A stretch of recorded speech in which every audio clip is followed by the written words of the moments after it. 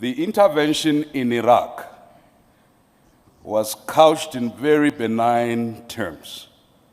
The intervention in Libya was couched in benign terms. I could give you 100 interventions where the justification, objectively speaking, was on the basis that there was evidence either of genocide or evidence. I'm sitting in Rwanda. The international community stood by as the genocide against the Tutsi happened. Yet in the same year, they were intervening in West Africa. The construct of benign and malign is controlled and related to the question of narrative and strategic self-interest.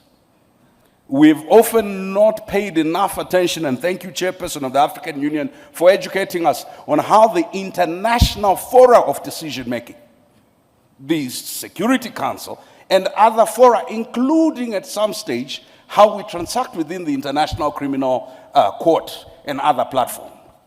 That evidence, and that was my point, we don't control data, we don't control digital platforms, we therefore are not controlling narrative in both analog and digital forms. What can practically be done? We do need to speak to Europeans, not as victims, because the erasure of the contribution in European consciousness of Africans to modernity and civility has constructed a white supremacist view that sees the evolution of modernity as a singularly European contribution. And it is only now that our young researchers are beginning to excavate the contributions of black people, of Africans, towards inventions. Because until now, the province of economy was not the province of black people. In my country, in Zimbabwe, when land was taken, a British court gave a judgment that said, the question before them and who owned the land, they said, one thing is certain, it cannot be the native because the native has no sense of ownership. It was on that basis that land was taken. Number two, on the question of economics, even we pejoratively only talk about our people as informal law, informal economy, yet the informal economy is formal. That's how India developed through its cottage industry. That's how we have a psychotic addiction to colonial definitions of what, and that's why Professor Ashraf is correct. It's not just a narrative about our contribution historically. It's a narrative about our contribution now. Our young people who developed M-Pesa, which is now being used globally, who developed Ushahidi, which has been used by over 300,000 organizations, including the Japanese, the US military, and the NATO forces, are never sufficiently credited. Why? Because it is not in the current psyche of most Europeans possible that Africans are anything else except the object of charity that deserve our mercy and our pity. Why? Because they are governed by tyrants, right? Or Africans are incapable of ethics.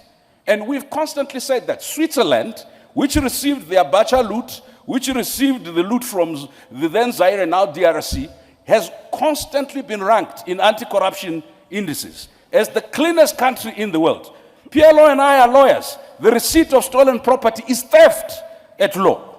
How is it that you will have Nigeria and Kenya ranked so far, and yet the country that receives the money ranked so up? I think that if you're changing narrative, you also have to change behavior.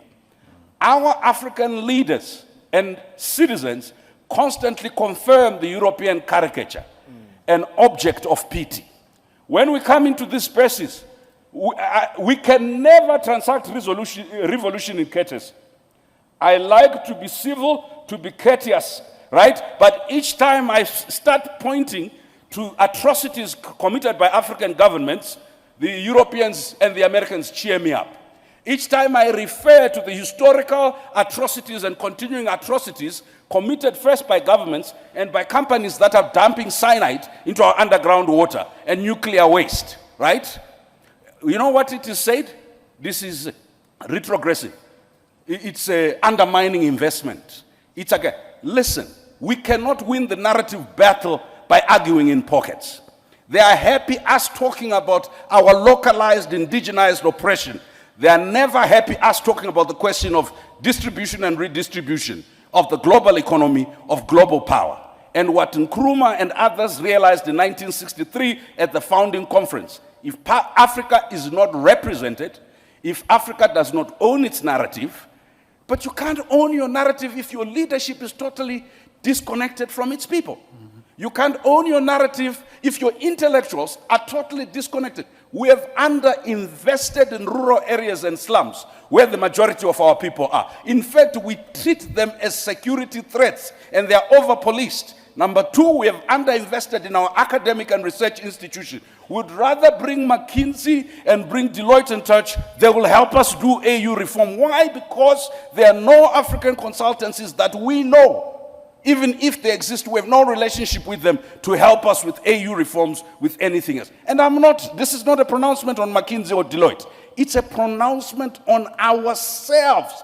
We have not, as a leadership, begun to recognize that the native is capable of knowledge. The native is capable of economy. The native is capable of invention. You can't change the narrative if the starting premise is we're trying to be like Europe and to catch up. We can't change the narrative when we're constantly trying to learn from others without understanding, and I'll end with that, what William Tunga said, the former Chief Justice of Kenya. He says, let's not engage in this romanticist view that there can only be one way to learn. We first must indigenize knowledge. That's what I said, learn from our culture and traditions. Number two, we must diversify who we learn from. We can not only learn from the West, we need to learn from everybody who has something to teach. Number three, we must domesticate what we learn. If we're going to learn anything, let's domesticate. I think the chairperson and the minister said it's consciousness. Narrative is first and foremost by realizing self-worth, self-belief, and looking inward so that when you look outward, it is to supplement not a vacuous state of nothingness and inferiority, but it is to supplement a very stable, solid foundation where your culture, where your values, where your value for people is important.